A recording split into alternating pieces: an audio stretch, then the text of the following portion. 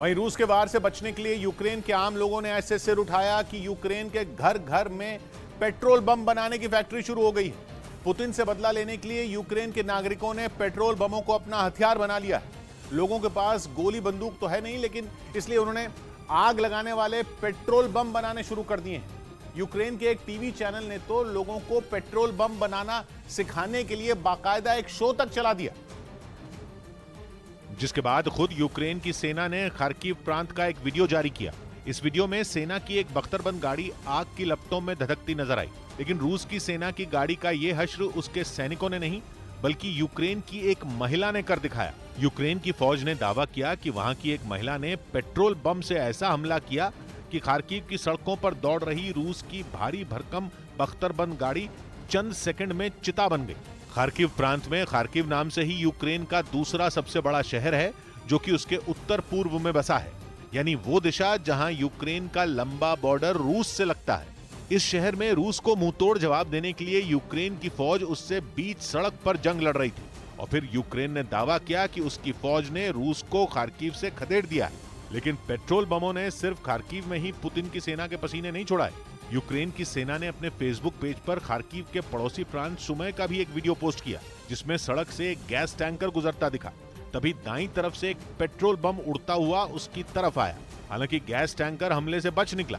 अगर उस पर पेट्रोल बम गिरता तो वो आग पकड़ लेता, जिससे बहुत बड़ा विस्फोट हो सकता था।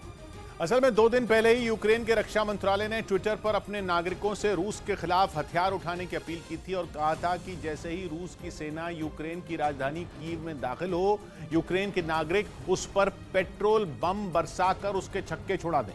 इसके बाद तो यूक्रेन में लोग इंटरनेट पर पेट्रोल बम बनाने के तरीके ढूंढने लगे।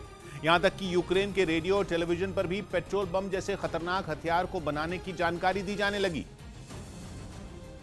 जिसका ऐसा असर हुआ कि यूक्रेन की राजधानी कीव में जो लोग अब तक रूस के खौफ में बंकरों, अंडरग्राउंड मेट्रो स्टेशनों में छिपे बैठे थे, वो वहां लगे 39 घंटे के कर्फ्यू के बावजूद बाहर निकल आए।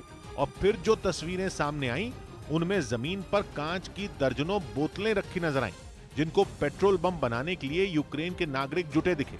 रूस की फौज ने कीव पर कब्जा करने के लिए एड़ी चोटी का जोर लगाया हुआ है। ऐसे में अपनी सेना का साथ देने के लिए यूक्रेन के आम लोगों ने भी अपनी बाजुएं चढ़ा ली। वहीं कीव के पास वसिकिव नाम के शहर में एक तेल के डिपो पर रूस की फौज ने हवाई हमला कर दिया।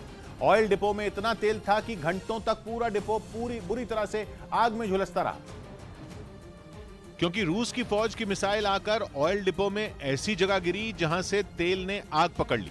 वसिकिव के ऑयल डिपो में लगी आग इतनी भयानक थी कि कई किलोमीटर तक उसकी लपटें दिखाई देती रहीं। दावा किया गया कि करीब 200 टन तेल इस डिपो में मौजूद था। इतना तेल एक साथ जला तो रात भर जलता ही रहा।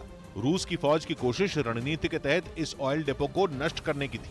वसिकिव यूक्रेन की राजधानी कीव के बेहद करीब है, जहां यूक्रेन की वायुसेना का एयरबेस भी है। माना जा रहा है कि रूस की रणनीति ऑयल डिपो को नष्ट करने की थी, ताकि यूक्रेन के विमानों को ईंधन न मिल पाए, जिसकी बड़ी वजह कीव में चल रही कांटे की जंग है।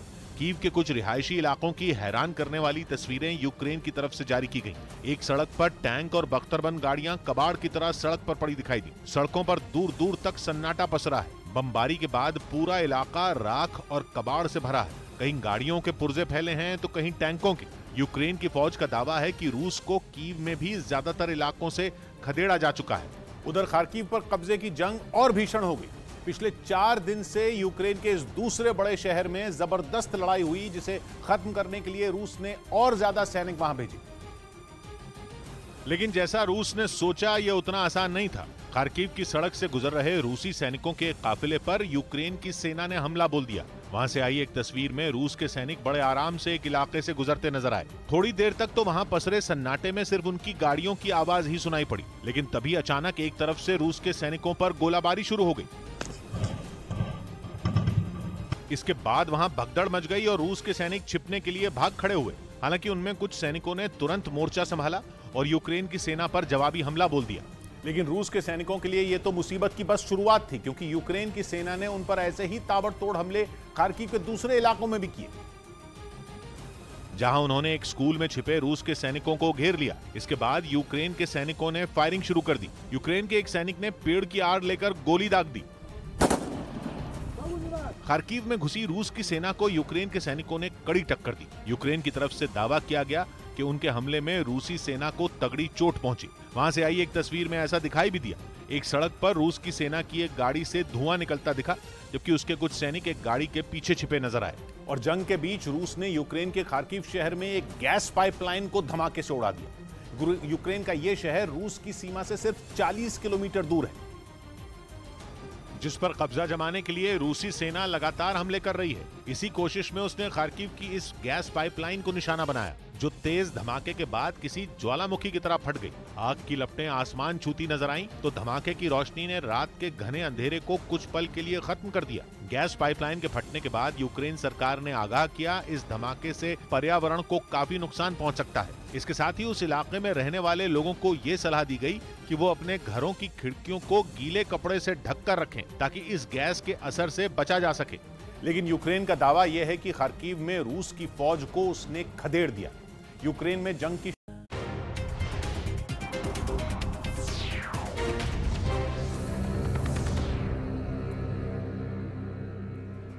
रूस और यूक्रेन के बीच छिड़ी जंग का मामला अब संयुक्त राष्ट्र महासभा में भी उठेगा। यूएनएससी में मामला संयुक्त राष्ट्र महासभा में ले जाने वाले प्रस्ताव को मंजूरी दे दी गई है।